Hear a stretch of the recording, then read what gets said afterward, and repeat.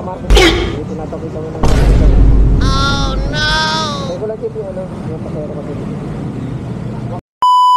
Ako si Marlon, isang sundalo at isang certified kasundo rider din gaya mo.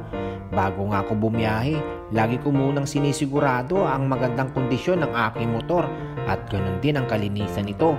Kakaya din kasi sa ating mga nagagandahan at poging mga pasahero kung mukhang pang-araro ang motor ko.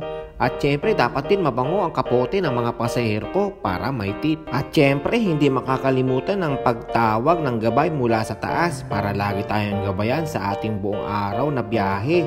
Kain po tayo mga tropa. At habang nagbibihis nga ako ay biglang lumapit ang anak ko at dito talaga ako nalungkot. Babiyahe ka pa? Oo. Isa-minsan na lang nga tayo magkita eh. Babiyahe ka pa? Kaya ipiniliwanag ko na lang sa kanya ng mabuti para mas maintindihan niya kung bakit kailangan kong bumiyahe. Para din naman sa kanila ito. Madam nga ang una kong pasahero, 80 pesos ang pamasahe niya, binigyan niya ako ng 100. At siya naman ang pangalawa kong pasahero. At bago ko nga sinasama sa vlog ko ang mga pasahero ko, lagi talaga ako nagpapaalam sa kanila. Para katunayan na sumasangayon ka. At hindi rin talaga maiiwasan ang mga ganitong mga senaryo sa ating mga katropang gwardiya gaya nito. Dito guys, may bayad dito, 20 kada pasok mo dito. Subukan natin pumasok dito na walang bayad. Sabi, Palas Piñas ako eh, Palas Piñas. May bayad. Ikaw yung naharang mo naman. Kilala mo naman na ako ha.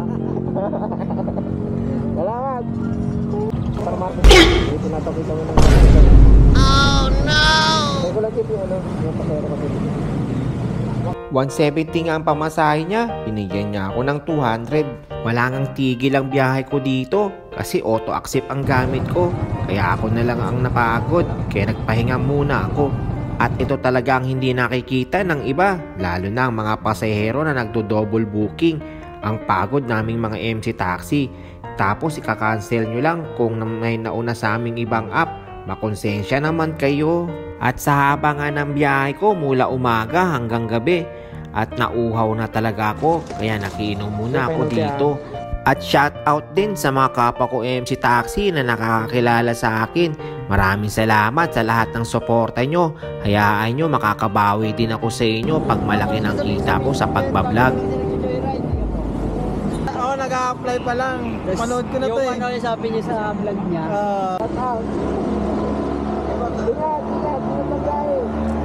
Alas 11 na nga ng gabi at kailangan ko na ng kasabay pa uwi para hindi naman sayang gasolina ko.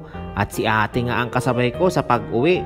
120 ang pamasahe niya, binigyan niya ako ng 150. Salamat po ate. At pagdating ko nga, gising pa sila. Kaya may dala akong pasalubong para sa kanila.